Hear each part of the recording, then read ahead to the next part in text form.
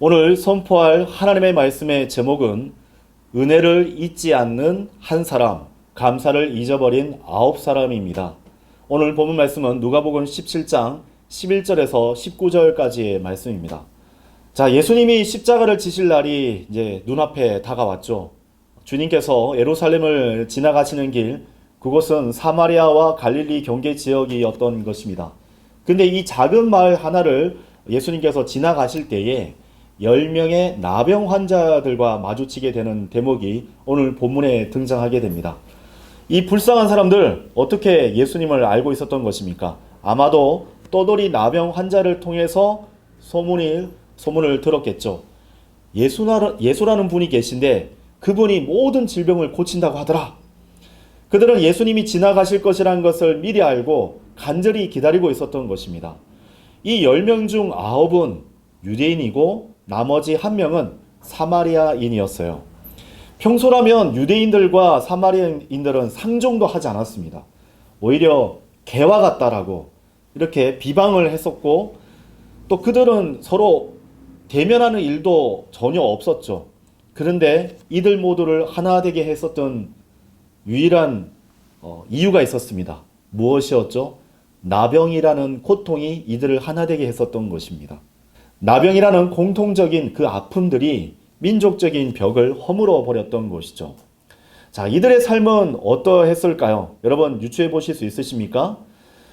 율법에 따르면 최소 100보 이상 이 사람들과 떨어져 있어야만 했었습니다. 우리가 코로나 때에 사회적 거리두기를 두었던 것처럼 이 전염병에 대해서는 그렇게 격리를 했었던 것이고, 이 사람들은 집도 없는 불황자였으며 마을 밖에서 격리된 채 살아가야만 했었습니다. 또 누군가가 가까이 다가오기라도 한다면 큰 소리로 불결하다, 불결하다 라고 소리쳐야만 했었어요.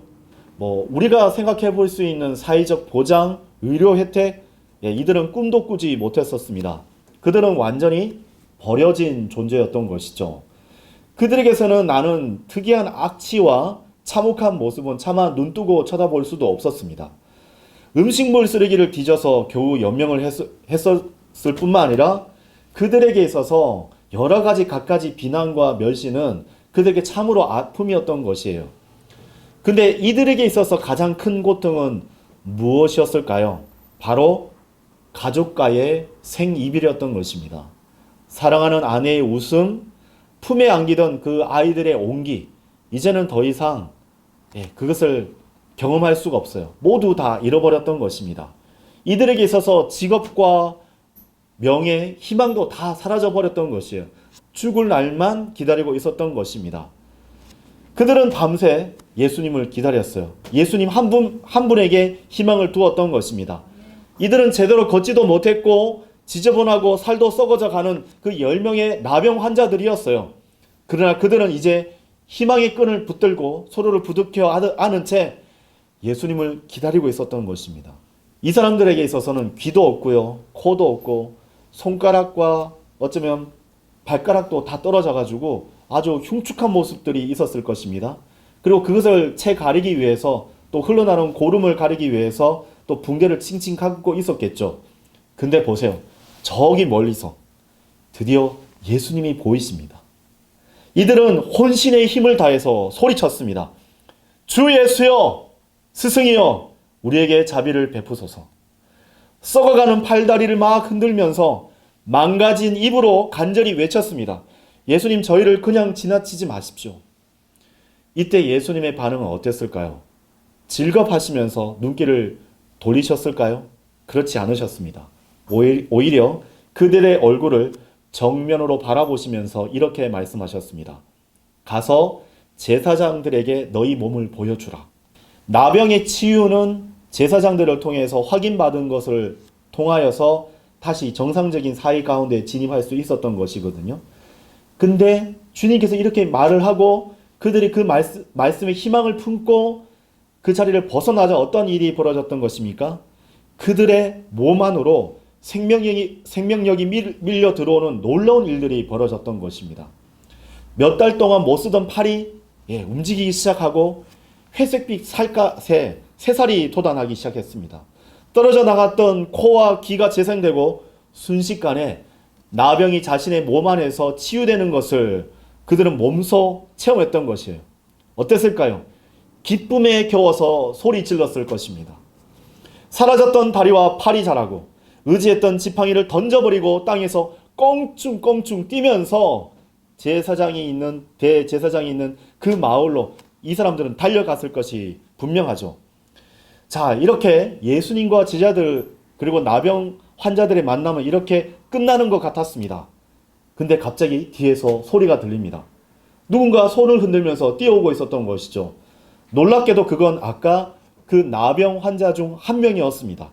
더욱 놀라운 것은 무엇이죠? 돌아온 사람은 바로 사마리아인이었던 것이에요. 그런 예수님 앞에 엎드려 경배하고 진심 어린 감사들과 찬송을 하나님의 아들 예수 그리스도께 드렸습니다. 주님은 정녕 하나님의 아들이십니다. 예수님이 하나님의 아들이 아니시라면 이런 놀라운 일은 일어날 수 없습니다. 이때 예수님께서 이렇게 물으셨죠. 10명이 다 치유받지 않았냐? 그런데 9은 어디 있느냐? 사랑하는 성도 여러분, 이것이 바로 오늘날 예수님께서 우리에게 묻고 계시는 질문이 있습니다. 수많은 사람들이 하나님의 은혜 가운데 있으면서도 오직 소수만이 진리와 복음을 따르고 있죠. 하나님이 바른 진리를 인도해 주셨는데 몇몇만이 남아서 주님께 영광을 돌리고 있습니다. 나머지는 다 어디에 있습니까? 치유받은 9명의 유대인들은 다 지금 어디에 있었던 것일까요? 이 라오디케아 교회 시대에 열의 9은 영적으로 죽고 메말라버린 교회로 되돌아갑니다. 그리고 세상과 동화되어서 하나님의 아들이라고 불리기에 민망할 정도로 세상 사람들과 똑같이 살아가고 있습니다. 어떤 이들은 성경대로 믿고 실행하고 있는 그 교회 안에서도 길을 잃은 채 방황하고 있어요. 형식적인 종교인으로 몰락하고 있는 것입니다. 이때 주님께서 찾아오셨던 것이에요. 그런데 9은 어디에 있느냐? 하나님께서 돌아온 그 한 사람에게 묻고 계신 것입니다. 여러분이 그 10명 중에 돌아온 한 사람이십니까? 아니면 돌아오기를 거부해버린 그 9사람 중 한 명이십니까? 오늘 주님께 합당한 영광을 돌려드리고 회복의 자리로 초청하는 그 주님의 부름에 모두 다 응답하시는 여러분이 되시기를 바랍니다. 돌아온 한 사람, 그러나 9명은 어디에 있습니까? 첫 번째로 9명의 나병 환자들이 고침을 받고서도 감사하지 못했던 것은 그들이 처음에 가졌던 간절한 마음을 나중에 잊어버렸기 때문입니다. 본문 누가복음 17장 11절에서 12절의 말씀을 제가 읽어드리겠습니다. 이후에 그분께서 예루살렘으로 가시는 동안 이러한 일이 있었으니 그분께서 사마리아와 갈릴리 한가운데를 경유하셨더라. 그런데 그분께서 어떤 촌락 하나로 들어가시는 동안 나병 환자들인 남자 10명이 그분을 만났는데 멀리 떨어져 서 있었더라. 여러분 한번 상상해 보십시오. 이 10명의 나병 환자들, 병에 걸리기 전에는 어떠한 삶을 살았을까요? 안락하고 보장된 삶이 분명했겠죠. 근데 불행은 예고 없이 찾아왔었던 것입니다.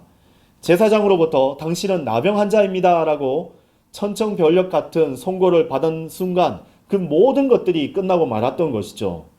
사랑하는 아내, 남편, 가족, 친구들, 고향에서 다 쫓겨나고 말았던 것입니다. 같은 처지로 내몰린 이 10명의 남자들은 서로를 의지할 수밖에 없었어요. 배고픔, 목마름, 하루하루 약해지는 육신을 서로 쳐다보며 지탱하는 수밖에 없었습니다. 여러분도 겪으셨겠고 자주 보셨겠지만 휴가를 나온 군인들 한번 떠올려 보실 수 있으십니까? 그 짧은 휴가 동안 못 해본 것을 다 해보려고 안달이 나 있죠. 맛있는 음식을 먹거나 특별한 장소에 가거나 추억을 쌓으려고 부단히 애를 쓰는 모습을 또 여러분 보실 수 있죠. 이 나병 환자들에게도 똑같은 욕구와 바람이 있었습니다. 헐벗고 배고플 때마다 과거의 추억을 꺼내서 마음을 달래야 했고, 하나님 이 병만 고쳐주신다면 이것저것 다 모두 다 하나님께 되돌려 드리면서 하나님께 찬양과 감사를 드리는 삶을 살겠습니다 라고 소원했을 것이 분명하죠. 누가복음 5장 14절에서 예수님은 다른 나병 환자에게 이렇게 말씀하셨습니다. 가서 내 몸을 제사장에게 보이며 모세가 명한 대로 너의 정결함에 대한 예물을 드려 그들로 증거를 삼으라. 이 10명 중 어느 누구도 그냥 집이나 예전 지위를 바로 회복할 수는 없었어요. 바로 해야 할 일들이 그들 앞에 있었던 것입니다. 이들은 율법을 알고 있었어요. 나병에서 치유되면 어떤 과정을 거쳐야 되는 줄 알고 계십니까? 먼저 제사장 앞에 서서 신체 모든 부분들을 보고 정결해졌다 라는 선언을 들어야만 했었습니다. 근데 이게 그렇게 간단하게 끝나는 게 아니에요. 8일간의 복잡하고 까다로운 의식 절차를 지켜야만 했었습니다. 온몸의 털을 싹 다 밀고 모욕을 딱 하고 나서 또 검사를 받아야만 했었어요. 그 다음에 희생제물을 드리고 속건제물인 피를 뿌리고 기름으로 온몸에 이렇게 바르는 정결 과정이 이어집니다. 그 다음에 또 기름을 또 바르고 속죄 예물을 또 드려야 돼요. 근데 이 모든 과정이 그걸로 끝이 나느냐? 아니에요. 다시 제사장이 확인합니다. 정결해졌다. 그 다음에 8일 동안 또다시 이 과정을 거쳐야 됩니다.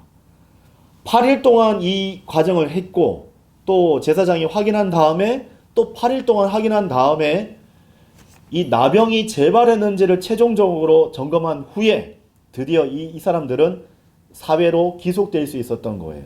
자, 다 합치면 무려 16일입니다. 레위기 14장에 자세히 설명된 이 의식들은 이들에게 있어서는 잊지 못하는 그런 희망이었던 것이에요.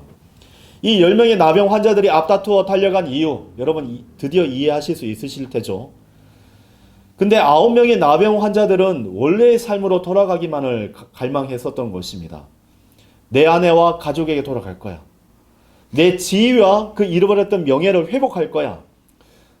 근데 뭐 이게 잘못된 것이야? 내가 분명히 율법에 따르면 제사장한테 가라고 되어 있잖아. 예수님께서도 나의 몸을 정결케 하신 뒤에 가라고 말씀하셨잖아. 뭐가 잘못됐어? 뭐가 문제야? 뭐가 비난받을 일이야? 근데 여러분 명심하십시오. 뭐가 잘못됐다는 것입니까?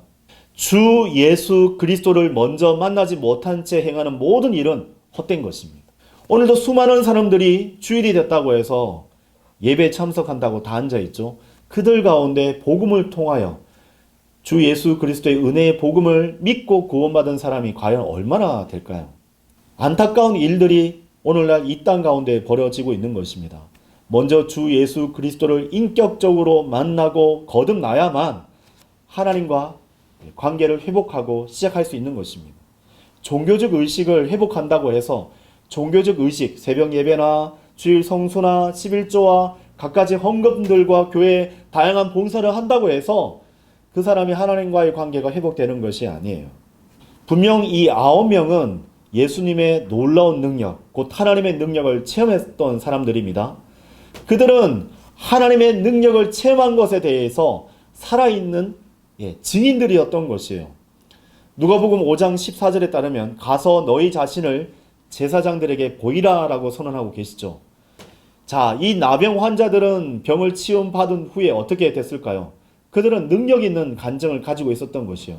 입만 열면 하나님께 영광을 돌릴 수 있었던 것이에요. 예수님께서 몇 마디만 하셨는데 자 보라고. 내 손을 봐. 내 떨어졌던 그 귀를 봐. 3살이 돌아서 너처럼 귀가 있어. 손가락이 그때 떨어졌었던 거를 너 알고 있지? 자, 5 손가락이 다 붙어 있잖아. 10 손가락이 다 있어. 근데 뭐가 문제가 있었던 것입니까? 그들은 마음 깊숙한 곳에 있었던 욕망을 채우기 위해서 마땅히 영광과 감사를 드려야 될 그 예수님을 의도적으로 외면한 채 가버렸다는 것입니다. 그들은 예수님이 어떻게 생겼는지는 말할 수 있지만 주님이 무엇을 원하셨는지는 설명할 수 없는 사람으로 몰락하고 말았던 것이에요. 오늘도 수많은 사람들이 성경을 펼쳐서 공부합니다. 예수님께서 어디서 태어나셨고 12명의 제자들을 어떻게 부르셨고 예수님의 생애에 대해서 공부합니다. 그러나 하나님 말씀대로 하나님 뜻을 실현했더니 자신에게 어떠한 고난이 찾아왔고 그 고난을 통해서 하나님의 그 놀라운 은혜가 무엇이었는지를 간증할 수 있는 사람은 오늘날 극히 적어요. 항상 주님과 멀찍이 떨어져 서서 가까이 가지도 않고 그분의 마음을 알려고도 하지 않는 사람들이 오늘날 교회에 즐비합니다. 구원받은 지 수년이 지났는데도 여전히 구원의 간증만 가진 채 살아가고 있는 성도들. 삶에서 예수 그리스도를 따르는 흔적은 찾아볼 수 없고 하나님과의 그 밀착한 관계를 자랑할 수 없는 사람들이 오늘도 허다한 것이 이 마지막 때의 교회의 문제들이에요. 왜 그랬던 것입니까? 과거의 단 한 번의 경험에만 의존해서 살고 있기 때문이죠. 첫사랑 매우 중요합니다. 예수님께서 여러분을 구원해 주셨다는 그 간증, 그 구원의 간증 참으로 귀한 것이에요. 그러면 오늘 예수님과 함께 여러분 동행하면서 살아가고 계십니까? 지금 주님께서는 우리에게 무엇을 원하고 계실까요? 주님을 향한 첫사랑이 어떠한지, 그것이 지금도 여전히 신선한지를 주님께서는 발견하기를 원하십니다. 분명한 결단을 행동으로 입증하기를 원하고 계시는 것이죠. 이 치유받은 사마리아인 나병 환자가 잠시 예수님께 감사하고자 돌아왔다고 여러분 생각하지 마십시오. 그의 마음은 자신의 죄를 용서하시고 나병을 고쳐주신 바로 그분, 예수 그리스도께 경배해야겠다는 생각으로 온통 그 마음을 가득 채웠던 것입니다. 그 남은 한 사람의 나병 환자는 하나님께 영광을, 그의 중심에서 솟아나는 찬양을 결코 멈출 수 없었습니다. 그런 예수님의 발 앞에 달려와 엎드려 온 마음과 힘을 다해 소리 높여 감사들과 찬양을 올려드렸던 것이에요. 그는 기쁨과 확신으로 소리쳤을 것이 분명합니다. 주님, 제가 누구에게 간다는 말입니까? 주님이야말로 나를 영생으로 인도하실 하나님의 아들이 아니십니까? 이 사마리아인은 예수님께서 가르치시는 곳이라면 어디든지 따라다녔을 것이 분명합니다. 예수님께서 산으로 가시든 해변으로 가시든 거기 모인 무리들 맨 앞에 분명 그 깨끗하게 치유받은 사마리아인은 앉아 있었을 것이 분명합니다. 그는 외칩니다. 예수님, 저는 하나님의 아들 예수님을 사랑합니다. 하나님께 영광을, 예수님께서 저의 나병을 치유하셨습니다. 그리고 예수님께서 승천하셨을 때 그는 외칩니다. 예수여, 나도 같이 데려가소서. 그리고 오순절 마가 다락방에서 다른 제자들과 함께 기도한 뒤 거리에서 그는 예수님을 이렇게 증거하였을 것이 분명합니다. 주 예수 그리스도를 믿으라. 그리하면 당신은 구원을 받을 것이요 당신의 집도 그러할 것입니다. 로마의 박해로 순교당할 때 그는 이렇게 마지막 말을 남길 것입니다. 사랑하는 주 예수여, 내 혼을 받으소서라고 말입니다. 이 시간 주님께서는 우리 모두가 주님과의 첫사랑을 회복하고 매일 신선한 간증을 유지하기를 원하십니다. 이 돌아온 사마리아인처럼 여러분을 찾아오셨고 치유해 주셨고 하나님과의 관계를 회복해 주신 그 은혜를 잊지 않는 단 한 사람으로 주님 앞에 발견되기를 원하십니다. 그 부름에 응답하시는 여러분이 되시기를 바랍니다. 돌아온 한 사람, 그러나 9명은 어디에 있습니까? 두 번째로 신실한 성도가 받는 고통과 역경은 바로 하나님의 선물입니다. 누가복음 17장 15절에서 16절입니다. 그러자 그들 중 한 명은 자신이 치유된 것을 그가 보았을 때 다시 돌아와서 큰 목소리로 하나님께 영광을 돌렸더라. 그리고 그분의 발 앞에 자기 얼굴을 대고 엎드려 그분께 감사들을 드렸더라. 그런데 그는 사마리아인이었더라. 자, 나병을 앓고 있는 사람들은 팔다리가 뭉그러지고 코와 귀 그리고 얼굴이 문드러져 있었습니다. 이 문센병이라고 부르죠. 또 우리나라에서는 문둥병이라고도 알려져 있는데 이 나균이 신경세포들을 공격을 해서 사람들로 하여금 어떻게 되냐면 고통을 잊어버리게 만들어버려요. 그래서 코가 떨어져도 귀에 이게 달랑달랑거리다가 어디 날카로운 금속이나 나뭇가지나 옷에 스쳐가지고 그저 달랑달랑 붙어있던 귀가 떨어져도 그 고통을 모릅니다. 압정을 밟아도 아픔을 느끼지 못하고요. 그래서 치료의 필요성을 전혀 느끼지 못하는 것이 나병 환자에게 있어서 가장 끔찍한 일이죠. 그러다 보니까 작은 상처가 생겨요. 그러면 그렇다고 해서 그 상처를 통한 그 전염성이 사라지는 것입니까? 아니에요. 균이 들어오잖아요. 그러면 그 염증이 신체 조직을 망가뜨리는 일이 벌어지는 거예요. 그래서 제때 치료를 받지 못해서 병을 더 악화시키는 것이 바로 나병 환자에게 벌어진 엄청난 그런 저주와 같은 일이죠. 이 폴 브랜드 박사가 있었어요. 인도에서 20년, 미국에서 30년 동안 한센병이라고 불리우는 나병 환자를 돕기 위해서 평생을 바친 의사가 이렇게 글을 남겼어요. 이 사람이 쓴 고통이라는 선물이라는 책이 있는데 고통에 대해서 이는 이렇게 글을 남겼습니다. 내가 한센병 환자들에게 무엇이든 한 가지만 해줄 수 있다면 저는 고통을 주고 싶습니다. 라고 썼어요. 우리는 고통을 피하려고 하지만 사실 고통보다 위대한 하나님의 선물은 없습니다. 고통을 주신 하나님께 감사하십시오. 고통을 느끼고 아파할 수 있다는 것보다 더 위대한 신치의 신비는 없습니다. 라고 글을 남겼어요. 우리 가운데 아픈 분이 계십니까? 우리 가운데 질병으로 고통당하는 분이 계십니까? 시편에 따르면 이렇게 말씀하고 계십니다. 시편 119편 67절 제 자신이 고난받기 전에는 길을 이탈하였나이다. 그러나 이제는 제가 당신의 말씀을 지켜왔나이다. 내가 고통 가운데 고난 가운데 있기 전에는 하나님의 말씀이 내게 없었어요. 근데 고난이 찾아온 이후로 무슨 일이 벌어졌던 것입니까? 이제는 제가 당신의 말씀을 지키고 있다라고 고백하고 있는 것입니다. 그리고 이어서 119편 71절에 제가 고난받아 온 것이 저에게 좋나이다. 이는 제가 당신의 규례들을 배우려 함이니이다. 보세요. 고난을 받는 것이 차라리 좋다라고 이 시편 기자는 고백하고 있는 것입니다. 왜요? 하나님의 말씀을 배우고 있는 것이에요. 그 고통을 통해서 하나님의 말씀을 배우고 있는 것입니다. 고통이 단순히 불행이라고 생각할 수 있어요.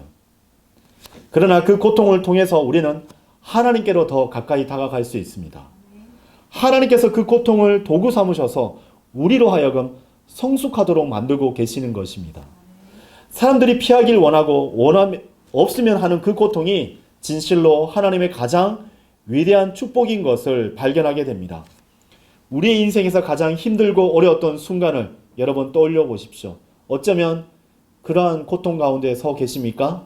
그것은 하나님의 가장 위대한 축복의 시간이라고 성경은 우리에게 가르쳐주고 계십니다.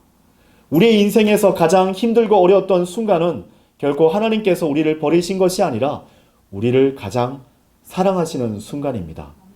이것을 깨닫게 됐을 때 세상 사람들이 조금 더 기뻐하고 감사할 수 없는 환경에서도 그 믿음을 소유한 사람들은 기뻐하며 감사하는 삶을, 기적과 같은 삶을 살아날 수 있게 되는 것입니다. 사도 바울은 고린도후서 12장 9절에서 10절에 이렇게 고백하고 있습니다. 그러자 그분께서 나에게 이같이 말씀하셨느니라. 나의 은혜가 너에게 충분하도다. 이는 약함 가운데서 나의 힘이 완전해지기 때문이라. 그러므로 내가 오히려 매우 기꺼이 나의 연약함들을 자랑하겠으니 그리스도의 권능이 내 위에 머물게 하려 함이라. 그러므로 내가 그리스도를 위하여 연약함들과 치욕들과 궁핍들과 박해들과 괴로움들에서 기쁨을 취하노라. 이는 내가 약한 바로 그때 내가 강하기 때문이라. 제가 오늘 설교하기에 앞서 어떤 그리스도인 자매가 이렇게 고백했었던 것에 대해서 얘기했었죠. 사람의 본성은 안 바뀐다고. 그래서 교회 내에 있는 그런 육신적인 성도들 때문에 너무나 힘들다고 그렇게 고백했었던 것을 보게 됩니다. 어찌 보면 그 그리스도인 자매에게 하나님께서 선물로 그 성도들을 붙여주신 거예요. 연단받게 하기 위해서. 그리고 우리의 본성을 들여다봅니다. 근데 결단 우리 안에 어떤 본성을 봤었을 때, 우리의 재능을 봤을 때 하나님께 합당한 영광을 돌려드릴 만한 것들이 없음을 발견하게 돼요. 죄밖에 없어요. 이러한 죄인에게 있어서 하나님께서 무슨 영광을 취하실 수 있게 되실까요? 그러나 여러분, 나 자신의 연약함 속에서 그리스도의 권능이 임하는 것을 경험하게 되는 것입니다. 나의 연약함을 가지고 주님 앞에 나아갈 바로 그때 하나님의 권능, 예수 그리스도의 권능이 내게 임하사 하나님의 능력과 지혜로 그 모든 것을 헤쳐나가고 승리를 하나님께 돌려드릴 수 있는 일이 벌어지게 되는 것이에요. 성경을 통해서 나병 환자들에게 병이 있었을 때 그들은 얼마나 멀찍하게 예수님과 떨어져 있었습니까? 그들이 예수님을 맨 처음에 만났을 때 그들은 예수님께 가까이 나아갈 수 없었어요. 나병 환자들인 남자 10명이 그들을 만났을 때 멀리 떨어져 서 있었던 것을 여러분 기억하십시오. 성경에 보면 나병자 10명이 멀리 서 있었다라고 우리에게 알려주고 계시지 않습니까? 그런데 고침을 받고 예수님께 감사를 드리러 온 그 사마리아인을 보십시오. 지금 어디에 있다고요? 예수님의 발 아래에 와 있다라고 알려주고 있습니다. 가까이 할 수 없었던 관계를 주님께서 회복시켜 주셨던 것이에요. 전적인 하나님의 은혜를 깨닫는 성도만이 하나님께 감사를 드릴 수 있습니다. 10명의 나병 환자가 고침을 받은 것은 그들에게 있어서 어떠한 공로도 없었어요. 그들이 나음을 받은 것은 그들이 예수님께 우리를 불쌍히 여겨주십시오라고 간구한 것밖에 없었습니다.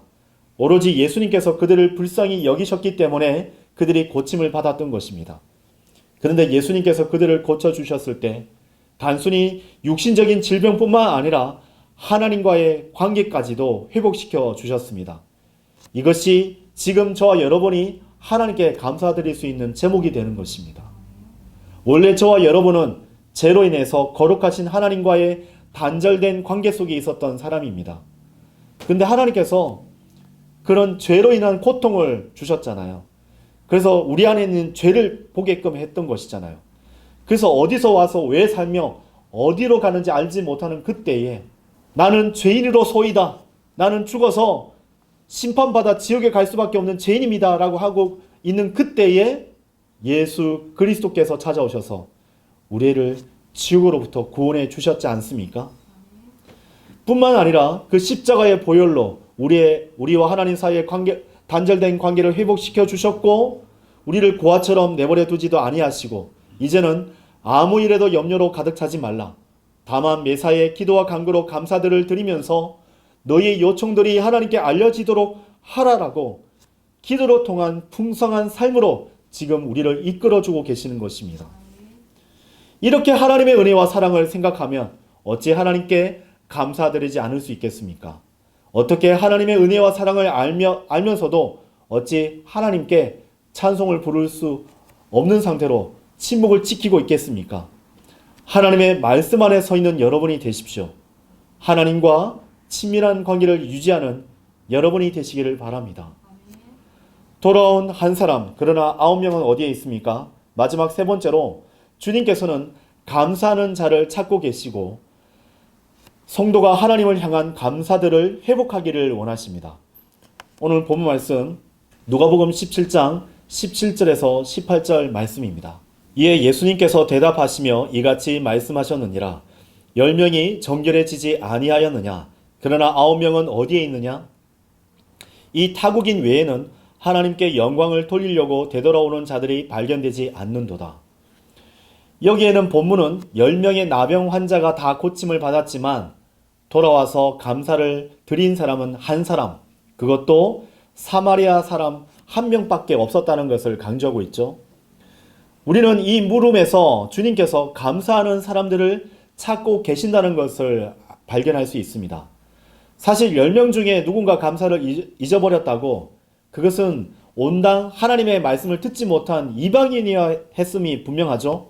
그 10명 중에서 하나님께 감사를 돌리지 않는 사람은 사마리아인으로서 발견되어야 하는 것이 어찌 보면 이 성경을 읽고 있는 사람들 사이에서 당연한 이치였을지도 모르겠습니다. 그러나 이 이방인은 돌아왔어요. 그리고 주님께 합당한 감사들과 찬양을 드렸어요. 그리고 오히려 감사할 만한 은혜를 누리며 살아갔었던 유대인들은 예수님께로 돌아오지 않고 감사들을 잃어버린 사람들로 하나님 앞에 발견되었던 것입니다.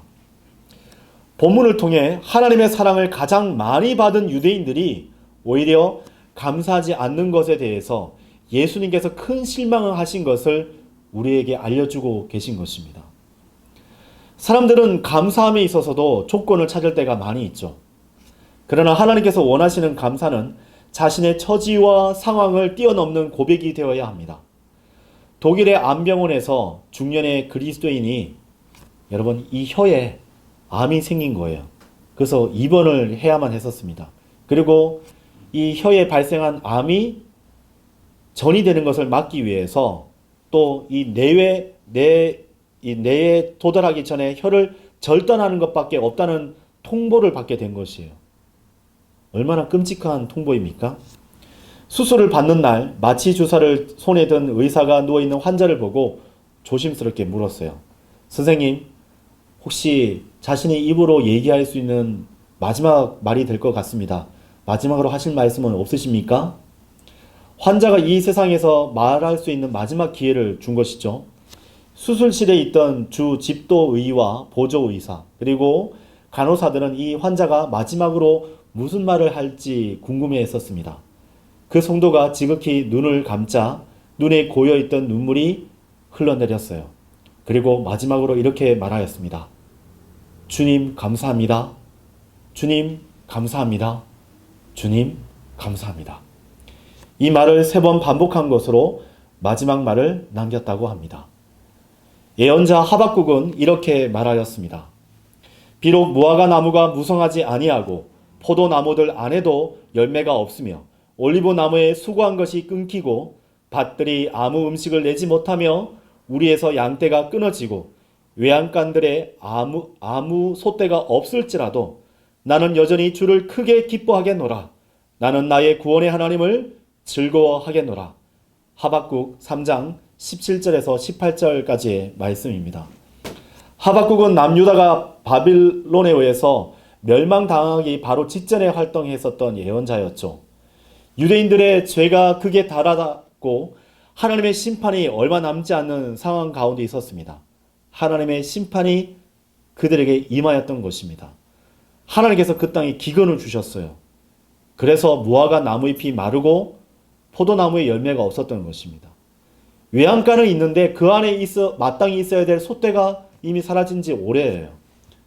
모두 다 질병으로 죽어가고 가난과 배고픔과 목마름이 모든 이스라엘 민족 전체에 임하였던 것입니다. 저와 여러분이 살아갈 때 때로는 이러한 일이 발생하곤 하죠. 통장 잔고에 마이너스 0입니다. 먹을 것이 없어요. 사랑하는 가족은 질병과 사고로 고통을 당하고 있습니다. 열심히 공부한 것 같은데 제대로 성적이 나지 않습니다. 친구와 동료들이 나를 외면하고 홀로 방치한 지 오래되었어요. 연락할 친구들조차 없습니다. 휴대폰은 손에 들려 있는데 제게 위로해 줄 수 있는 친구조차 없는 그때, 여러분도 그러한 때를 맞이하고 계실지도 모르겠습니다. 이때 하박국 예언자는 그 상황 가운데서 이렇게 고백했던 것입니다. 나는 여전히 주를 크게 기뻐하겠노라. 나는 나의 구원의 하나님을 즐거워하겠노라. 어떻게 그러한 상황 가운데서 즐거워할 수 있겠습니까? 오직 구원의 하나님만이 나의 유일한 기쁨이요 감사의 제목이기 때문에 가능한 일이었던 것입니다. 1620년 카톨릭의 박해를 피해 메이플라워호에 탔었던 청교도인들이 미 대륙에 와서 하나님 앞에 감사 예배를 드렸고 또 하나님께 찬송을 드렸어요. 여기까지만 보면 뭔가 아름다워 보입니다. 근데 그 이면을 살펴보면 참으로 비참했어요. 성경대로 경건하게 살고자 하는 수많은 동료들이 죽임을 당했고 그것을 피해서 미국 땅에 왔었던 것이죠. 그들은 하나님을 향한 믿음의 불모지 같은 곳을 벗어나 대서양을 건너가기로 결정을 내렸습니다. 그런데 이 대서양을 건너다가 죽은 사랑하는 가족과 친구들이 자신들 곁을 다 떠나고 하나님의 품에 안겼어요. 그리고 미 대륙의 땅을 밟았는데 여러분 황무지였어요. 땅을 경작을 했지만 그때 걷어들이는 것이 기름기가 넘치는 땅이 아니었습니다. 추위와 배고픔이 찾아왔고 미 대륙을 밟았었던 그때에도 사랑하는 그 연약한 가족들은 숨졌고요. 나의 친구, 나의 동료들도 죽었던 것입니다. 1년 농사를 지으며 하나님께 감사 기도를 드렸던 그들 또한 하나님 품에 안길 것을 알았던 것이죠. 그래서 미국에는 독특하게 추수감사절이 있는 것입니다. 그냥 우리나라에서 유래돼가지고 가을 때 추수감사절 지킨다. 성경에 없는 절기죠. 인간적으로 볼 때 그들에게 있어서 감사를 드릴 만한 제목이 없었는데도 불구하고 그들은 어떻게 하나님께 감사를 드릴 수 있었던 것입니까? 그들에게 있어서는 모든 것을 다 잊는다 할지라도 하나님 한 분만이 그들 곁에 동행한다는 사실을 알았기 때문입니다. 그리고 주님만을 바라보면서 주님만으로 만족하는 법을 배웠던 것이죠. 그렇다면 반대로 슬퍼해야 하는 자들은 누구입니까? 여러분, 다른 모든 것들은 다 있어요. 넘쳐요. 풍성한데도 불구하고 하나님을 잃어버리고 빼앗긴 자는 진실로 애통해야 하는 것입니다.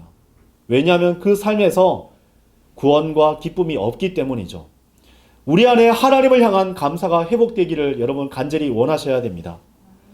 그러나 주께 감사받은 형제들아, 우리는 너희를 위하여 하나님께 늘 감사들을 드리지 않을 수 없느니라. 이는 시작부터 하나님께서 성령의 성결하게 하심과 진리에 대한 믿음을 통하여 너희를 선택하사 구원에 이르게 하셨기 때문이라. 그분께서 우리의 복음을 통하여 너희를 그 구원에 이르도록 부르셨으니 곧 우리 주 예수 그리스도의 영광을 획득하는 데 이르게 하셨느니라. 데살로니가 후서 2장 13절에서 14절의 말씀입니다. 성도는 원하는 열매가 풍성히 맺히고 소와 양떼가 많아 삶이 풍성해지는 것을 행복의 지표로 삼아서는 안 됩니다. 모든 것을 다 잃은 고통의 시간 속에서 내 구원의 하나님이 나와 함께 계시기 때문에 감사하며 기뻐할 수 있는 그 믿음을 소유해야 하는 것입니다. 오늘 주님께서 그 믿음의 소유자를 찾을 때에 우리 성도들이 발견되는 그 큰 기쁨을 누리기를 원합니다. 말씀을 정리합니다. 사랑하는 성도 여러분, 우리가 이 땅을 살아가는 동안 결코 잊어서는 안 되는 것들이 있고 반대로 빨리 잊어버려야 할 것들이 있습니다. 성경은 우리가 절대 잊어버리지 말아야 할 것이 무엇이라고 말하고 있을까요? 바로 하나님의 은혜입니다. 시편 103편 2절에는 오 나의 혼아 주를 찬양하라. 그리고 그분의 모든 은총들을 잊지 말라라고 말씀하고 계시죠. 반면에 어떠한 것들은 기억하지 말고 잊어야 한다라고 가르치고 계십니다. 이사야서 43장 18절을 보십시오. 너희는 이전 일들을 기억하지 말라. 또한 옛날 일들을 숙고하지도 말라라고 얘기하고 있죠. 인생의 혼란과 문제는 어디에서 오는 것입니까? 신앙생활에 있어서 왜 고통이 끊이지 않고 있는 것입니까? 기억해야 할 것은 잊어버리고 잊어야 할 악한 습관들은 계속 붙들고 있기 때문에 그러한 일들이 벌어지고 있는 것입니다. 인간은 타락하게 되었어요. 성경은 우리가 타락하게 된 원인에 대해서 알려주고 계시지 않습니까? 바로 하나님의 은혜를 잊어버리는 데서 시작되었던 것이에요. 아담과 이브는 모든 것을 다 누릴 수 있었습니다. 근데 단 하나 금했었던 것에 대해서 그들은 마치 배고픈 사람 마냥 불만을 품고 있었죠. 거기서 죄가 시작된 것입니다. 로마서 1장 21절을 들어보십시오. 이는 그들이 하나님을 알았을 때 그들이 그분께 하나님으로서 영광을 돌리지 않았고 감사하지도 않았기 때문이라. 오히려 그들의 상상들 속에서 허망하여지고 그들의 어리석은 마음이 어두워졌느니라. 하나님을 알면서도 그 은혜에 감사할 줄 모르고 영광을 돌리지 않게 되니까 사람의 생각들이 모두 다 허망해지고 마음이 어두워진 것입니다. 구약 성경에서 감사라는 말을 가장 많이 사용한 사람은 누굴까요? 퀴즈 드립니다. 누굴까요? 바로 다윗입니다. 그 다윗의 시편을 읽어보면 감사라는 단어들로 가득 차 있는 것을 발견할 수 있습니다. 다윗의 마음은 한마디로 내가 무엇으로 하나님의 은혜에 보답할까 였습니다. 다윗이 그렇게 감사의 삶을 산 건 편안한 삶을 살았기 때문이 아니었죠. 오히려 그는 다른 사람보다 더 많은 고난과 어려움 가운데 있었던 사람이었습니다. 그럼에도 불구하고 하나님께 감사들을 드렸던 사람이었습니다. 그렇다면 신약 성경에서 감사라는 말을 가장 많이 사용한 사람은 누구일까요? 퀴즈입니다. 누구일까요? 바로 사도 바울입니다. 사도 바울은 한마디로 감사의 사람이었어요. 그의 서신들은 늘 감사로 시작해서 감사들로 끝나는 것을 발견할 수 있습니다. 어떤 상황에서도 감사하는 믿음을 그는 잃지 않았습니다. 특히 데살로니가 교회에 보낸 편지에서 매사에 감사들을 드리라. 이는 이것이 그리스도 예수 안에서 너희에 관한 하나님의 뜻이기 때문이라고 고민하고 계시죠. 어떤 일을 만나든 어떤 상황에서든 감사를 여러분 드리셔야만 합니다. 이제 우리 자신에게 한번 스스로 물어보십시오. 나는 얼마나 하나님께 감사를 드렸습니까? 그동안 감사를 드리는데 인색하지 않았습니까? 너무 아까워하지 않았습니까? 안타깝게도 수많은 사람들이 9명에 속한 채 살아가고 있습니다. 여러분이 그 9명에 속한 사람이 되어서는 안 됩니다. 하나님의 은혜를 받았지만 감사가 없는 사람들, 그런 사람들로 이제껏 살았다면 여러분 하나님께 감사를 드리기 위해서 돌아온 그 한 사람이 되시기를 바랍니다. 간절히 원하는 것은 저와 여러분이 예수님께서 찾으시는 행방불명된 9명이 되지 않고 주님 앞에 무릎 꿇은 그 한 명이 되는 것입니다. 하나님의 은혜를 잊지 않는 그 한 사람이 되십시오. 하나님께서 베푸신 은혜를 증거하는 그 한 사람이 되십시오.